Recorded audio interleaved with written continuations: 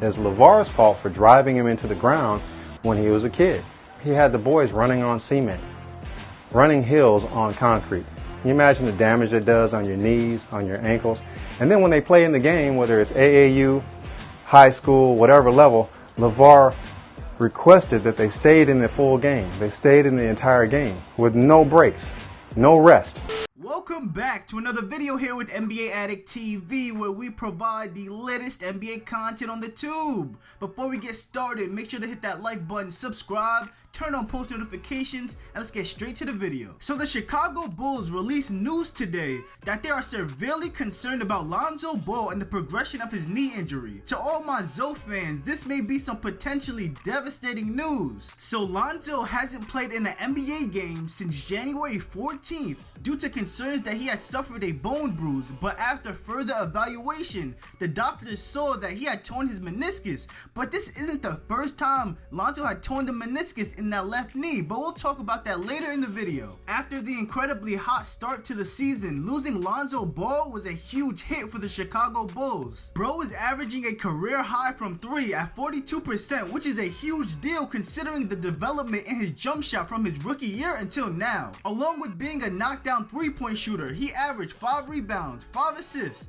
2 steals, and a block a game with 13 points. And as a day one Lonzo Ball fan, hearing reports that he may miss the entirety of next season, that's heartbreaking. The Bulls started to see the red flags after they tried to ramp him up towards the end of the season to prepare him for the playoffs, and every time they tried, Lonzo felt severe knee pain. And this is concerning considering the torn meniscus isn't the problem, it's the bone bruise that has not fully healed yet. And considering it has been 6 months since the initial injury and there has been no progress is really worrisome. But keep in mind guys, we have already seen what this can do to a player, as Kendrick Nunn sat out all of last season with the same injury, and he said the cause was because he did not take care of his body.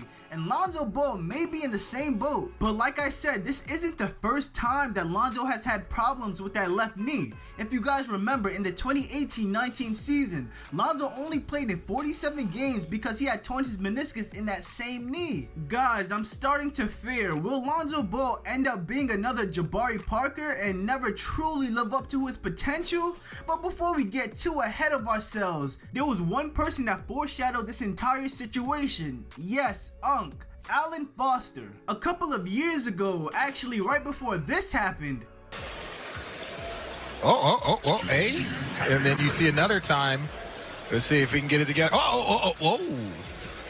Alan Foster had warned us that LAVAR Ball had worked his kids into the ground, having them run on cement, and during AAU games, he would request that his sons would play the entire game without rest. Now, we already know the toll that AAU has on these young athletes, but to take it a step further and not rest them at all is kinda crazy. We all praise LAVAR for putting his kids in a position to be successful, but did he take it too far? We have already seen Jello Ball need to get ankle surgery to regain his mobility, and LaMelo Ball has already missed time with ankle injuries as well. But considering Lonzo Ball is the oldest, he may have taken on the biggest workload of all his brothers. Lonzo has never played in more than 63 games in a season, and now he is on his 3rd team in 5 years. As much as I want to see Lonzo be successful, I'm afraid injuries may be the downfall of Lonzo Ball. But with that being said guys, let me know what you guys think of this Lonzo Ball situation, and if you guys think he can bounce back, make sure to leave a like, subscribe, and I'll see y'all next video.